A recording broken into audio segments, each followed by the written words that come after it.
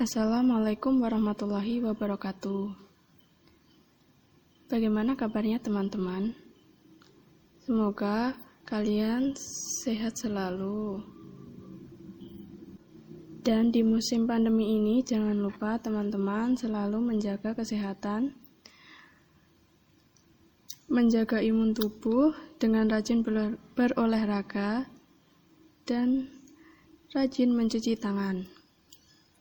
Baik, langsung saja kami di sini dari kelompok 9 dengan beranggotakan yang pertama Kusnul Khotimah Indah Kusumasari, dan yang kedua Miftahul Huda Mutakim, dan yang terakhir Kurnia Rifki Amalia. Kami di sini ingin membahas teori akuntansi mengenai bab laba atau income. Yang pertama, laba atau income. Laba sendiri dalam teori akuntansi itu lebih menunjuk pada konsep FASB yang disebut dengan laba komprehensif. Laba komprehensif dimaknai sebagai kenaikan aset bersih selain yang berasal dari transaksi dengan pemilik.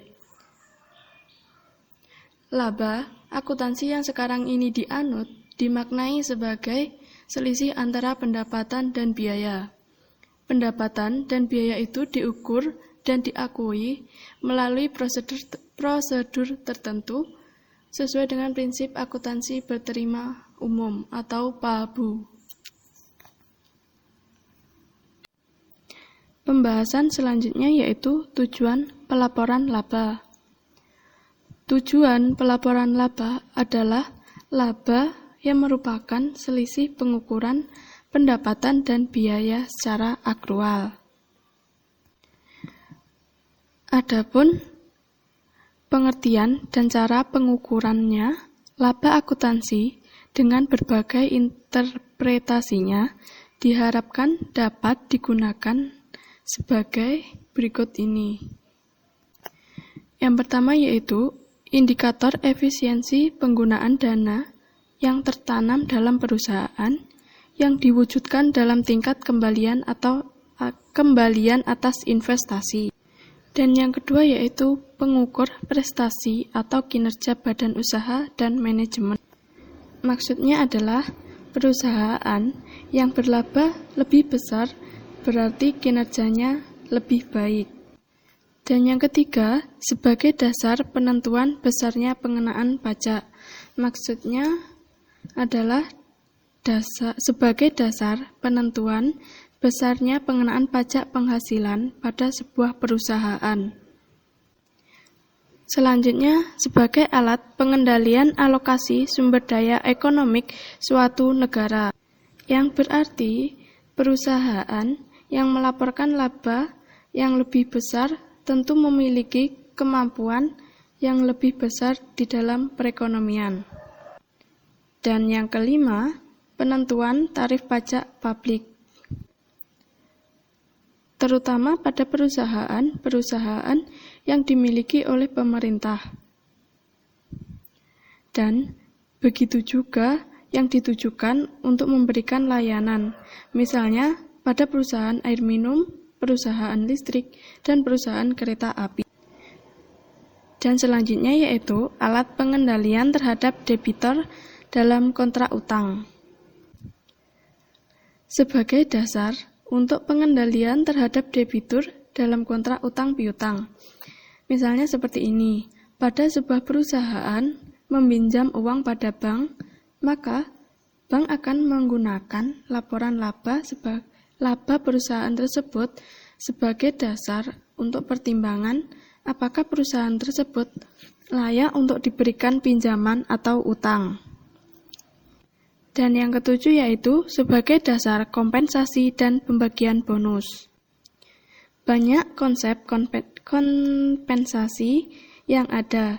Salah satu ukuran utamanya adalah laba yang diperoleh oleh perusahaan. Karena sebagai pengukur kinerja manajemen, maka manajemen tentu akan diberikan kompensasi. Dan Salah satu dasar untuk diberikan kompensasi itu adalah kemampuan untuk mencapai laba tersebut. Dan yang kedelapan yaitu sebagai motivator. Sebagai alat motivasi manajemen dalam pengendalian perusahaan.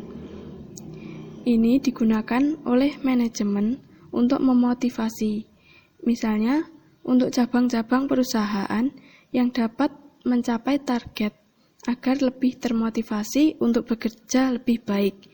Dan hal tersebut biasanya diukur dengan pencapaian laba. Dan yang terakhir yaitu sebagai dasar pembagian dividen. Dividen sendiri akan dibagikan biasanya berpatokan pada laba. Konsep laba konvensional.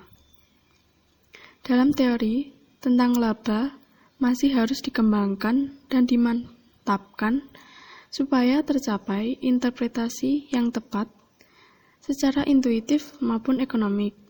Sehingga angka laba akuntansi memiliki beberapa manfaat yang tinggi, khususnya bagi investor dan kreditor.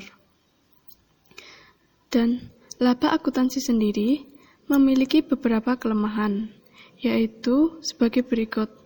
Yang pertama, laba akuntansi belum didefinisi secara semantik dan jelas, sehingga laba secara intuitif dan ekonomik bermakna.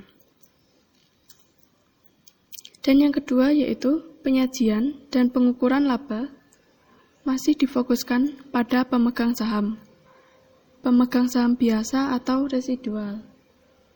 Dan yang ketiga yaitu prinsip akuntansi berterima umum atau biasa disebut dengan PABU sebagai pedoman pengukuran laba masih memberi peluang untuk terjadinya inkonsistensi antar perusahaan. Keempat yaitu karena didasarkan pada konsep cost historis, laba akuntansi secara umum belum memperhitungkan pengaruh perubahan daya beli dan harga.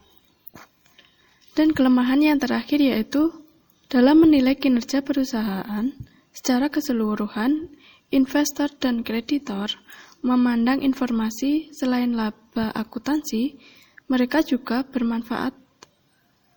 Selain laba akuntansi juga bermanfaat atau bahkan lebih bermanfaat, sehingga ketepatan laba akuntansi belum menjadi tuntutan yang mendesak. Konsep laba dalam tataran semantik. Konsep laba ada 3, yaitu pengukuran kinerja, konfirmasi harapan investor, dan estimator laba ekonomik. Yang pertama yaitu pengukuran kinerja. Kinerja perusahaan merupakan manifestasi dalam kinerja manajemen. Sehingga, laba dapat diinterpretasi sebagai pengukur keefektifan dan keefisienan manajemen dalam mengelola sumber daya yang dipercayakan padanya. Pelaporan keuangan berkepentingan dengan informasi mengenai kemampuan atau daya melaba suatu kesatuan usaha dengan sumber daya yang dikuasainya selama periode tersebut. Daya melaba adalah informasi semantik yang diharapkan dibawa oleh informasi akuntansi melalui statement keuangan.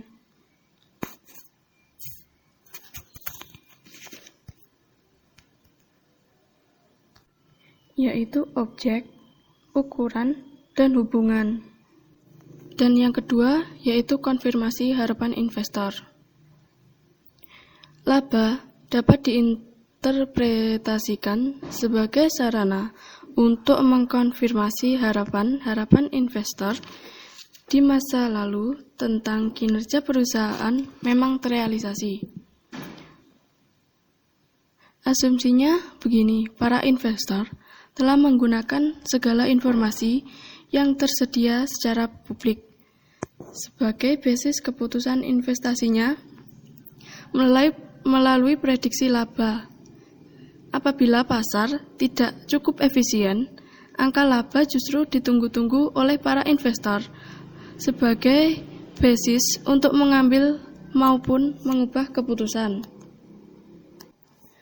Dengan kata lain, laba diinterpretasi sebagai sarana untuk menyampaikan informasi privat perusahaan, sehingga laba harus mempunyai kandungan informasi yang lebih dari apa yang telah ditangkap oleh pasar. Dan yang ketiga, yaitu estimator laba ekonomik.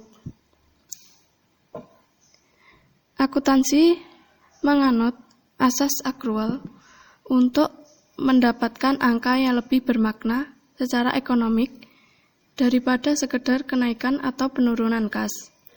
Di dalam suatu periode, dengan asas akrual dan accruing dan deferring, atas dasar konsep upaya dan hasil, serta konsep cost, historis merupakan proses yang lekat dengan penentuan laba akuntansi. Perubahan laba diharapkan merefleksi pula perubahan ekonomik perusahaan. Di dalam perekayaan akuntansi, mengharapkan bahwa laba akuntansi akan mendekati laba ekonomik atau paling tidak merupakan estimator yang baik untuk laba ekonomik. Yang berarti perubahan laba akuntansi diharapkan merefleksi pula perubahan ekonomik perusahaan. Dengan demikian, laba akuntansi tetap bermanfaat bagi investor yang mungkin lebih berkepentingan dengan laba ekonomik. Dari beberapa aspek, laba akuntansi memang dan harus berbeda dengan laba ekonomik. Tetapi, laba akuntansi diharapkan dapat menjadi estimator atau indikator laba ekonomik. Berikut ini perbandingan antara laba akuntansi dan laba ekonomik. Jika dilihat dari sudut pandang pemaknaan, laba akuntansi terdapat perekayasaan akuntansi, penyusunan standar, atau penyusunan statement keuangan. Untuk laba ekonomik sendiri yaitu pemegang saham. Dan yang kedua yaitu dasar pengukuran. Dalam laba akuntansi, dasar pengukurannya yaitu cost historis, dan laba ekonomik, dasar pengukurannya yaitu cost kesempatan, nilai pasar, dan nilai likuidasi. Untuk pengertian ekonomik sendiri, pada laba akuntansi yaitu kelayakan ekonomik jangka panjang, laba ekonomik yaitu penilaian ekonomik jangka pendek. Jika dilihat dari makna depresiasi, laba akuntansi ada alokasi cost dan laba ekonomik penurunan nilai ekonomik. Dan untuk pengukuran pada laba akuntansi, pengukurannya yaitu rupiah nominal, sedangkan laba ekonomik yaitu daya beli. Dan selanjutnya yaitu sasaran pengukuran atau sifat laba. Dalam laba akuntansi sasarannya yaitu laba uang atau nominal. Dalam laba ekonomik sasaran pengukuran yaitu laba real. Konsep dasar yang melandasi. Pada laba akuntansi, konsep dasar yang melandasinya yaitu kontinuitas usaha, asas akrual. Sedangkan dalam laba ekonomik yaitu likuidasi dan nilai tunai. Dan yang terakhir yaitu fungsi aset. Dalam laba akuntansi, fungsi aset sebagai sisa potensi jasa. Sedangkan laba ekonomik, fungsi aset sebagai simpanan dan sediaan jasa. Dan untuk selanjutnya yaitu tentang makna laba. Pemaknaan laba sebagai pengukur efisiensi, konfirmasi harapan investor, dan estimator laba ekonomik merupakan gagasan untuk menemukan definisi atau konsep laba yang tepat untuk tujuan akuntansi. Laba didefinisikan sebagai perubahan atau kenaikan ekuitas atau aset bersih atau kemakmuran bersih pemilik, atau mungkin pemegang saham dalam suatu periode yang berasal dari transaksi operasi dan bukan transaksi modal atau setoran dari dan distribusi ke pemilik. Nah, dari berbagai pengertian laba di atas, dapat disimpulkan bahwa laba secara konseptual memiliki karakteristik sebagai berikut ini, yaitu yang pertama, kenaikan kemakmuran atau wealth atau well-offness yang dimiliki atau dikuasai suatu entitas. Entitas ini dapat berupa perorangan atau individual, atau kelompok individual, institusi, badan, lembaga, atau perusahaan. Dan yang kedua, perubahan terjadi dalam suatu kurun waktu ataupun periode, sehingga harus diidentifikasi kemakmuran awal dan kemakmuran akhir. Dan yang ketiga yaitu perubahan dapat dinikmati, didistribusi, atau ditarik oleh entitas yang menguasai kemakmuran, asalkan kemakmuran tersebut merupakan awal yang dapat dipertahankan. Laba dan kapital. Kapital dapat diasosiasi dengan kesediaan atau potensi jasa, stok konsep. Jadi, kapital dapat dipandang sebagai sediaan kemakmuran pada saat tertentu. Sementara itu, laba dapat diasosiasi dengan aliran kemakmuran atau flow konsep.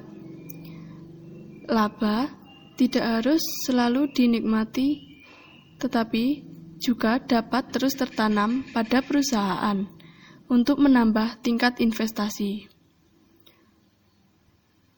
Jika laba dinikmati, maka hal tersebut hanya dapat dilakukan sejauh tidak melampaui tingkat kapital semula.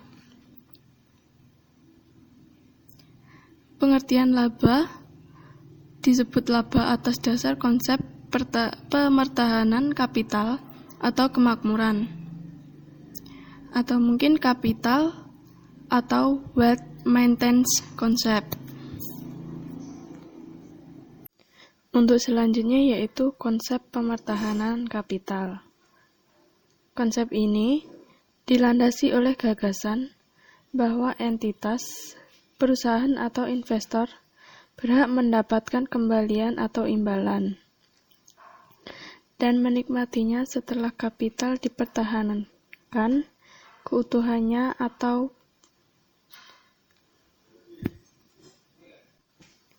pulih seperti sedia kala. Konsep ini mempunyai arti penting atau konsekuensi dalam beberapa hal yang saling berkaitan sebagai berikut ini. Pertama, membedakan antara kembalian atas investasi atau return on investment dan pengembalian investasi atau return of investment. Dan yang kedua, memisahkan dan membedakan transaksi operasi dalam arti luas dengan transaksi pendanaan dari pemilik. Dan yang ketiga, menjamin agar laba yang dapat didistribusi tidak mengandung pengembalian investasi. Dan yang keempat, memungkinkan penentuan jumlah penyesuaian kapital.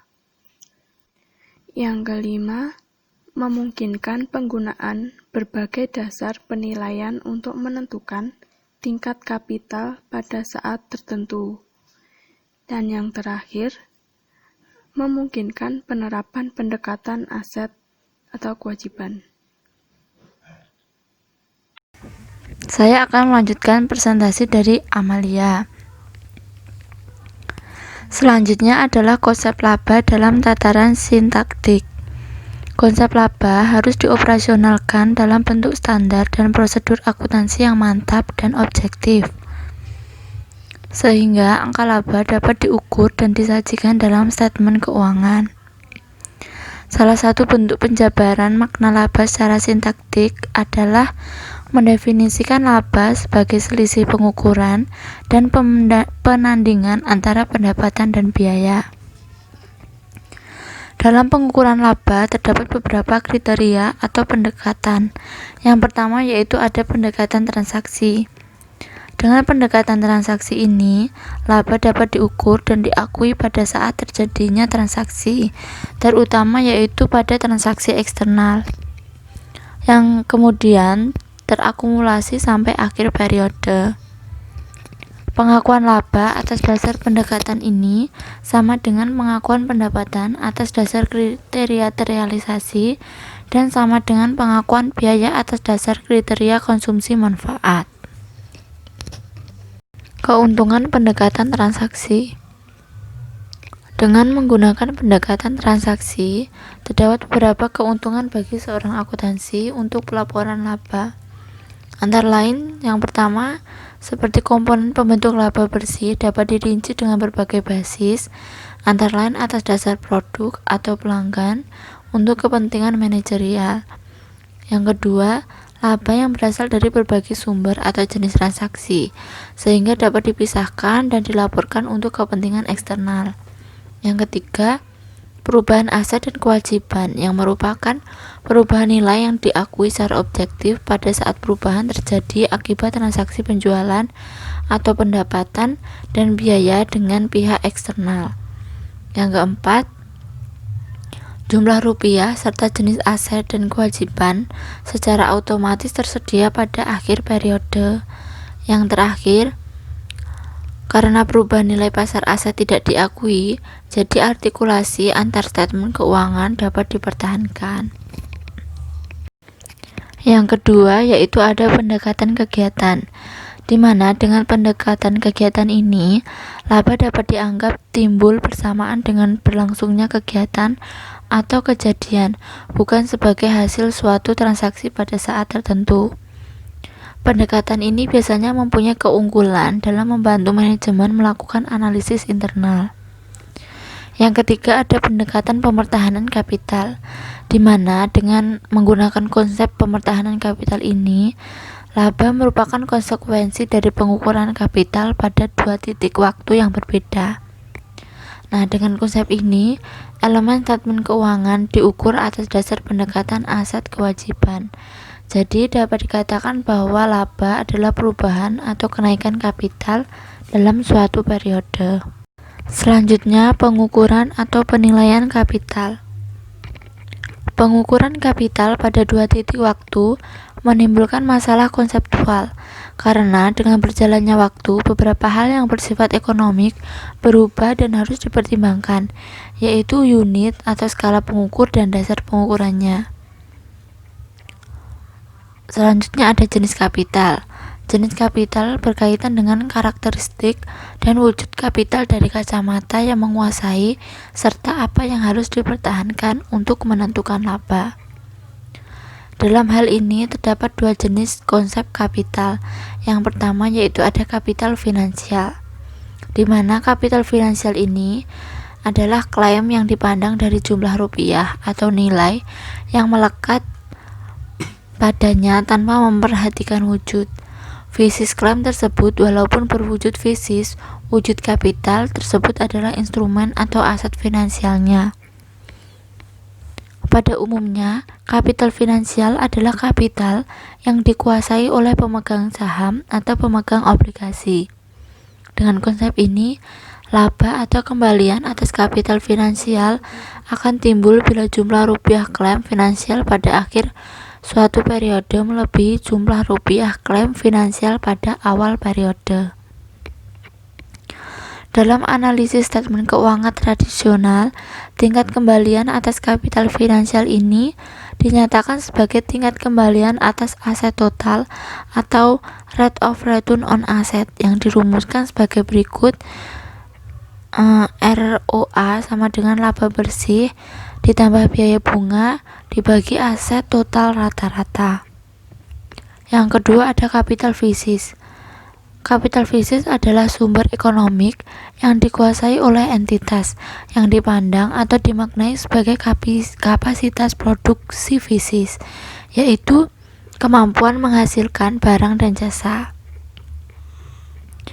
Dengan konsep ini, laba atau kembalian atas kapital fisik akan timbul bila kapasitas produksi fisik pada akhir suatu periode melebihi kapasitas produksi fisik pada awal periode. Perbedaan utama antara kedua konsep ini, yaitu konsep kapital finansial dan fisik, yaitu terdapat pada perlakuan terhadap pengaruh perubahan harga atas aset yang ditahan atau kewajiban yang ditanggung selama satu periode seadanya pengaruh tersebut diakui. Skala pengukuran. Skala pengukuran adalah unit pengukur yang dapat dilekatkan pada suatu objek sehingga objek tersebut dapat dibedakan besar kecilnya dari objek yang lain atas dasar unit pengukur tersebut. Dalam teori pengukuran dikenal berbagai macam skala pengukuran, yaitu yang pertama skala nominal. Skala nominal adalah satuan rupiah sebagaimana telah terjadi tanpa memperhatikan perubahan daya beli dengan berjalannya waktu akibat perubahan kondisi ekonomi. Dengan kata lain, jumlah rupiah untuk waktu yang berbeda dianggap homogenus atau berdaya beli sama sehingga dapat saling dijumlahkan atau dikurangkan. Yang kedua ada skala daya beli, di mana skala daya beli ini merupakan skala untuk kelemahan skala rupiah nominal. Dengan skala ini, rupiah nominal dinyatakan kembali atau dihomogenuskan dalam bentuk rupiah daya beli atas dasar indeks harga tertentu. Selanjutnya dasar atau atribut pengukuran. Atribut atau dasar penilaian yang dapat digunakan ada dua yang berpaut dengan penentuan laba, yaitu cost historis dan cost sekarang. Yang keduanya merupakan nilai masukan atau input value. Cost historis. Cost historis merupakan jumlah rupiah sepakatan atau harga pertukaran yang telah tercatat dalam sistem pembukuan. Masalah cost historis hendaknya dibedakan dengan skala rupiah nominal. Cost historis berkaitan dengan masalah pilihan jumlah rupiah mana yang akan dilekatkan pada elemen statement keuangan. Sedangkan untuk skala nominal itu sendiri berkaitan dengan pilihan unit pengukur yang akan digunakan. Selanjutnya ada cost sekarang. Cost sekarang atau cost pengganti atau bisa disebut dengan cost masukan sekarang itu menunjukkan jumlah rupiah harga pertukaran atau kesepakatan yang diperlukan sekarang oleh unit usaha untuk memperoleh aset yang sama jenis dan kondisinya atau penggantinya yang setara. Selisih antara cost historis dan cost sekarang harus dibedakan dengan selisih akibat dijabarkannya rupiah nominal menjadi rupiah daya beli. Pengukuran laba dengan mempertahankan kapital. Berbagai pendekatan penilaian kapital dibahas dan disarankan oleh banyak penulis. Oleh karena itu, terdapat juga berbagai pengukuran laba sebagai hasil penilaian kapital pada dua waktu yang berbeda. Berbagai pendekatan penilaian kapital dan implikasinya terdapat penentuan laba antara lain sebagai berikut. Yang pertama, kapitalis aliran kas harapan atau capitalization of expect cash flow. Kapital ini biasanya disebut dengan kapital finansial yang berupa nilai investasi yang tertahan di perusahaan yang menjadi klaim pemegang saham. Dengan konsep ini akan ditentukan nilai kapitalisasian investasi pemegang saham pada awal dan akhir periode. Dalam hal ini, laba merupakan selisih nilai kapitalisasian awal dan akhir periode. Yang kedua ada penilaian pasar atas perusahaan. Penilaian ini memandang kapital sebagai kapital finansial. Penilaian ini merupakan alternatif kapitalisasi aliran kas. Kapital diukur atas dasar beberapa jumlah rupiah investor bersedia membayar untuk keseluruhan kekayaan perusahaan yang dikurangi seluruh kewajibannya. Dengan cara ini, harga saham di pasar dianggap telah merefleksi risiko yang melekat pada investasi dan kondisi ekonomi yang melingkupi. Yang ketiga, ada setara kas sekarang, di mana penilaian ini memandang kapital sebagai kapital fisis. Penilaian ini merupakan gunggungan harga pasar yang dianggap sebagai nilai kesempatan. Walaupun penilaian ini objektif, pasar bebas untuk tiap jenis aset tidak selalu ada, sehingga harga pasar akhirnya juga tidak sekedar taksiran, bahkan mungkin merupakan nilai likuidasi, karena tidak ada barang yang setara di pasar sebagai pembanding. Oleh karena itu, keterandalan nilai kapital dengan pendekatan ini boleh jadi tidak setinggi cost historis. Yang keempat, ada harga masukan historis. Penilaian ini memandang kapital sebagai kapital fisis. Laba diukur berdasarkan selisih aset bersih awal dan akhir periode yang masing-masing dinyatakan dalam cost historisnya. Karena perubahan daya beli dan perubahan harga tidak diperhitungkan, dengan sendirinya untung atau rugi daya beli dan atau rugi penahan yang tidak teridentifikasi akan melekat pada angka laba sehingga tidak dapat dilaporkan secara terpisah. Yang kelima, harga masukan sekarang. Kos pengganti suatu aset adalah jumlah rupiah yang harus dikorbankan seandainya suatu entitas tidak menguasai atau memiliki aset bersangkutan. Kapital dapat dipertahankan apabila kos pengganti akhir periode sama dengan kos pengganti awal periode. Dengan cara ini, untung atau rugi penahanan aset, baik yang terrealisasi atau belum, akan teridentifikasi dan masuk dalam perhitungan laba. Bila aset dipandang sebagai kapital fisis, untung atau rugi perubahan harus akan merupakan jumlah penyesuaian kapital agar kapital awal tetap dapat dipertahankan. Yang terakhir, ada pemertahanan daya beli konstan, di mana laba yang diukur dengan pemertahanan daya beli konstan ini berdasarkan selisih kapital yang dimiliki atau dikuasai perusahaan tanpa harus mengurangi daya beli kapital yang mula-mula. Penentuan laba atas dasar konsep pemertahanan kapital memerlukan penilaian atas kapital baik fisis maupun finansial pada awal dan akhir suatu periode. Pengukuran laba berdasarkan konsep pemertahanan kapital di atas masih bersifat konseptual karena belum dapat ditunjukkan bagaimana prosedur akuntansi untuk menentukan laba dan bagaimana komponen laba disajikan dalam statement keuangan.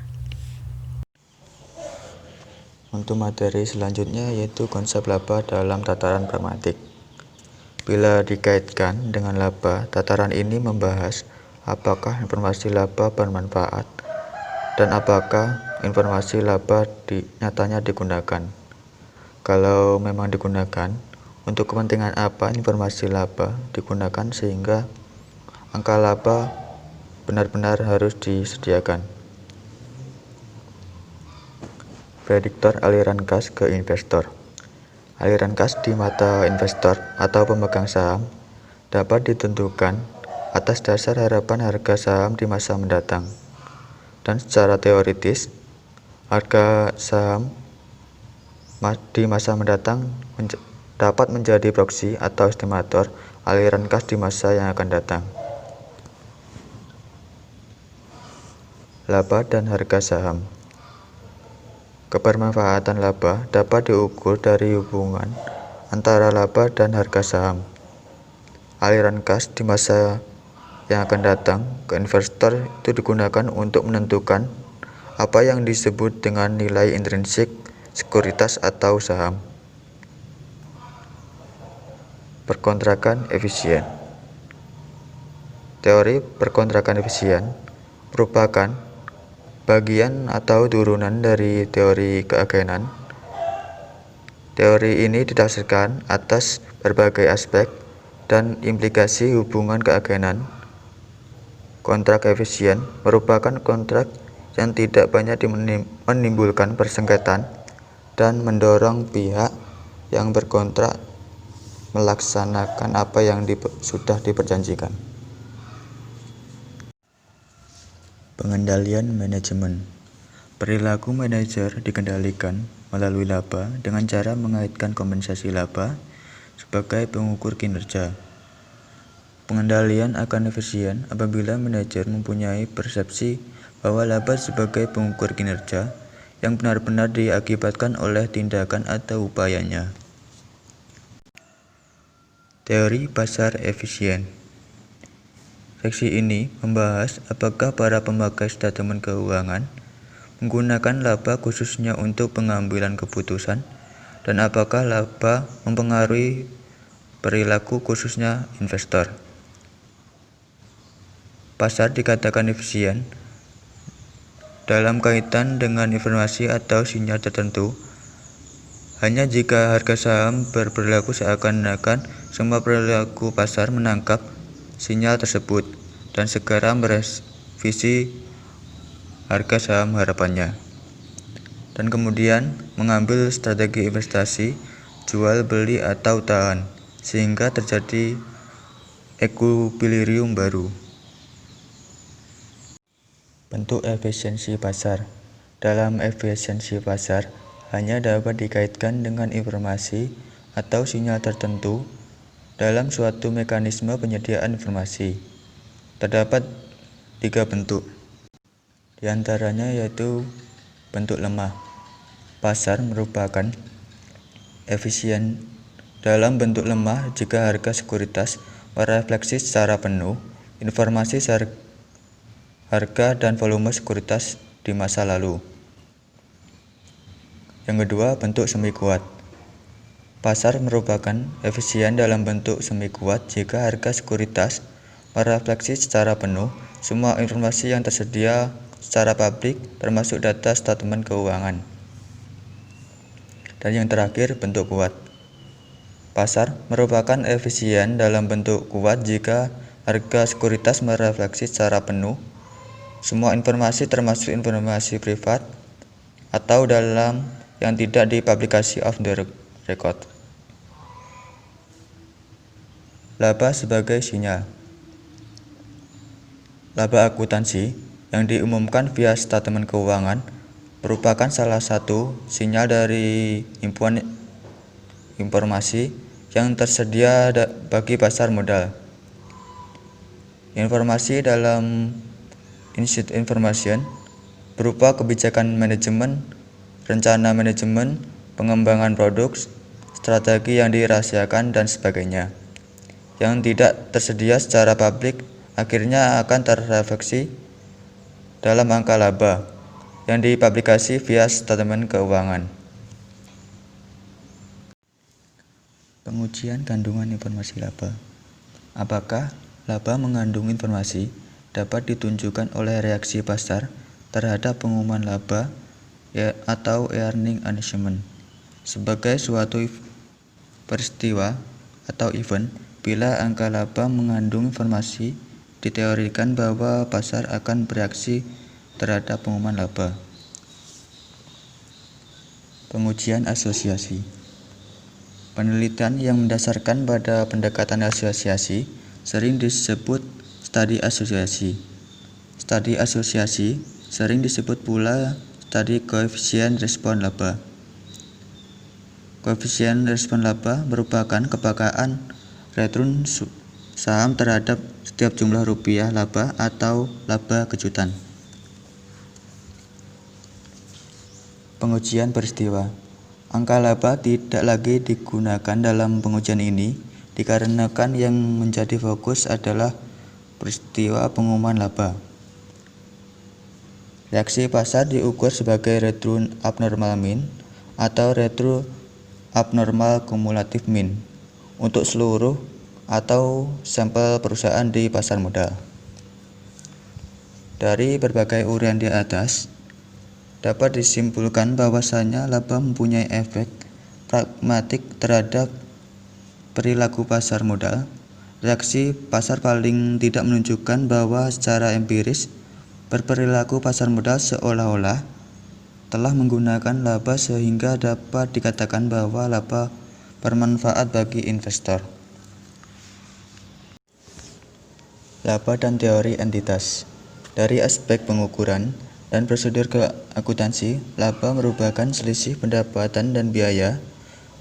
Teori entitas berkaitan dengan penentuan siapa yang dianggap paling berkepentingan dengan suatu kegiatan ekonomi sehingga pihak tersebut berhak untuk menikmati laba.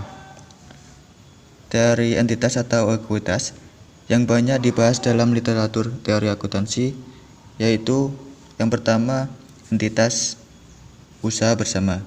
Dengan sudut pandang ini, laba didefinisi sebagai seluruh jumlah rupiah atau nilai tambah yang dikaitkan atau dihasilkan oleh kegiatan para partisipan secara bersama-sama yang dikurangi dengan kos material dan mesin peralatan, diantaranya berupa bahan baku, biaya overhead, dan depresiasi. Yang kedua, entitas usaha atau bisnis. Dengan teori ini, laba dipandang sebagai kenaikan aset dikarenakan pendapatan dianggap sebagai aliran masuk atau kenaikan aset dan biaya sebagai aliran keluar aset atau penurunan aset akibat kegiatan operasi perusahaan. Dan yang ketiga, entitas investor. Dengan sudut pandang ini, laba kemudian didefinisi sebagai jumlah rupiah yang menjadi hak investor. Sebagai konsekuensi, bunga kepada kreditor jangka panjang dan dividen kepada pemegang saham bukan merupakan biaya tetapi lebih merupakan distribusi laba. Yang keempat yaitu entitas pemilik. Bila dikaitkan dengan konsep laba, teori entitas yang dibahas di sini lebih berkaitan dengan masalah penyajian statement laba rugi. Oleh karena itu, penyajian laba dapat saja menggunakan konsep yang berbeda dengan konsep untuk penciptaan laba.